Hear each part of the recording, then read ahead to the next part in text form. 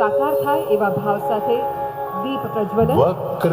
Gujarat chamber of commerce and ઇન્ડસ્ટ્રીઝના trade expo 2025ના શુભારંભ પ્રસંગે આપણી સૌની સાથે વર્ચ્યુઅલ માધ્યમથી ઉપસ્થિત કેન્દ્રીય ગૃહ અને સહકારિતા મંત્રી શ્રી અમિતભાઈ શાહ સાહેબ, આપણી સાથે મંચ ઉપર ઉપસ્થિત મારા સાથી મંત્રી શ્રી બળવંતસિંહ રાજપૂત, મેયર શ્રીમતી પ્રતિભાબેન જૈન, જીસીસીઆઈના અધ્યક્ષ શ્રી સંદીપભાઈ એન્જિનિયર, ઝાયડસ ગ્રુપના ચેરમેન પદ્મશ્રી પંકજભાઈ પટેલ, પૂર્વ અધ્યક્ષ તથા સહકારી આગેવાન શ્રી અજયભાઈ પટેલ, ટોરેન્ટના managing director Shri Jinalbhai Mehta, senior vice president Shri Rajeshbhai Gandhi, vice president Shri Apurvabhai Shah, Shri સચિવ શ્રી ગૌરાંગભાઈ ભગત, ખજાનચી શ્રી સુધાંશુભાઈ મહેતા, આમંત્રિત સૌ મહાનુભાવ, ઉદ્યોગ જગતના અગ્રણી, પ્રેસ મીડિયાના મિત્રો, આપ સૌને મારા નમસ્કાર. આજે મહાવીર ભગવાનના જન્મ કલ્યાણકની સૌને ખૂબ ખૂબ શુભેચ્છાઓ પાઠવું છું. આજે જૈન હશે બધાને તો ખબર હશે કે આજે આપણા દોષોમાંથી મુક્ત થવા માટે પ્રાર્થના કરી શકાય અથવા તો એકબીજાની માફી હામે માપીને એમાંથી મુક્તિ મેળવી શકાય એવો આજનો દિવસ છે. એટલે અહીંયા બેઠેલા કોઈને કંઈ માગવી હોય એકબીજાની તો કારણ કે ઘણી વખતે હરીફાઈની આ જગ્યાએ ક્યાંક ને ક્યાંક ટકરાવ થઈ જતો હોય છે. અને અત્યારે જમાનો એવો ચાલી રહ્યો છે, દુનિયા જુઓ કેવી અત્યારે બધાની અકળાઈને ફરી રહી છે. એટલે આપણે તો ગઈકાલે વડાપ્રધાનશ્રીએ નવકાર મંત્ર દિવસમાં વિશ્વ શાંતિ માટેની પ્રાર્થના થઈ છે.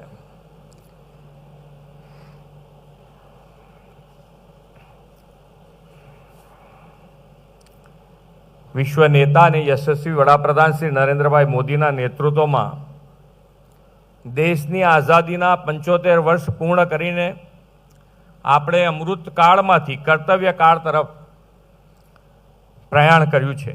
આપણા બંધારણના અંગીકરણનું પણ આ 75મું વર્ષ છે અને સંવિધાન સંશોધન દ્વારા દેશમાં 3 નવા ફોજદારી કાયદાઓ પણ આદરણીય ગૃહ અને સહકારિતા મંત્રી શ્રી અમિતભાઈના દિશા દર્શનમાં દેશને મળ્યા છે.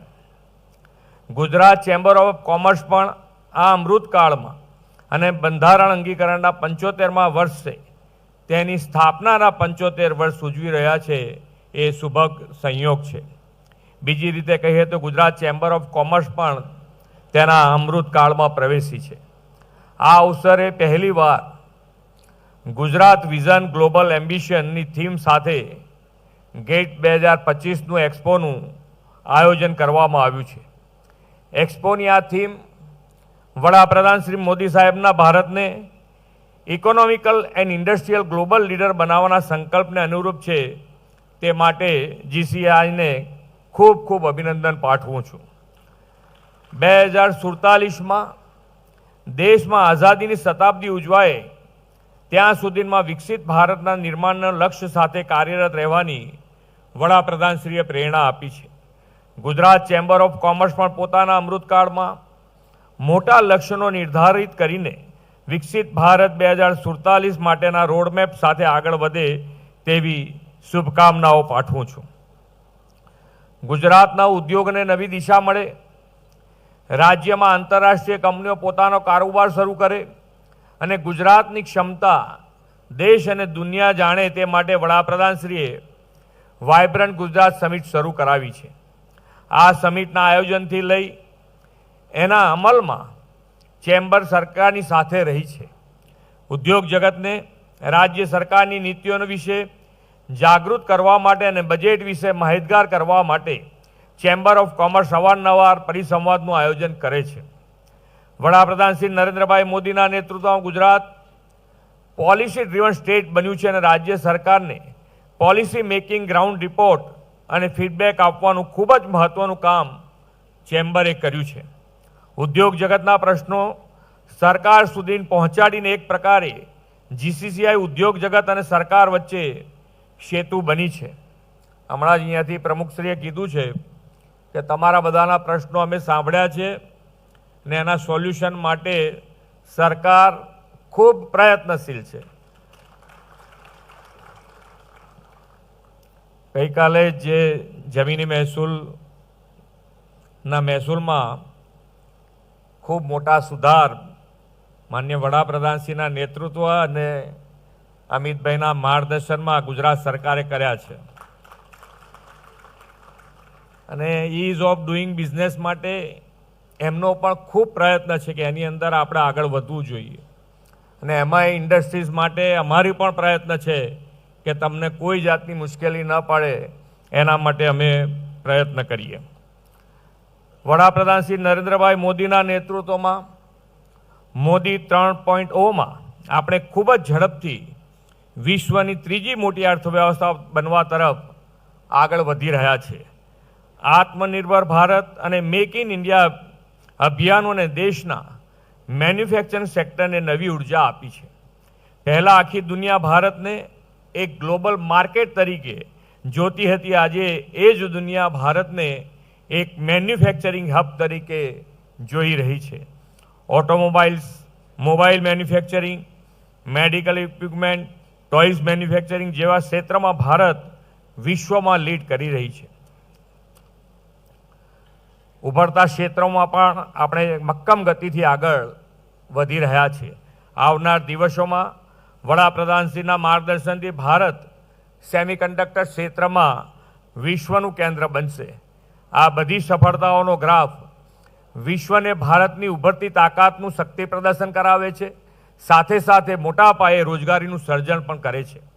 વડાપ્રધાન શ્રી મોદી સાહેબના દિશા દર્શનમાં વિકસિત ભારત માટે વિકસિત ગુજરાત બનાવવાની પ્રતિબદ્ધતા સાથે ગુજરાત આપણે વિકાસ કર્યો છે.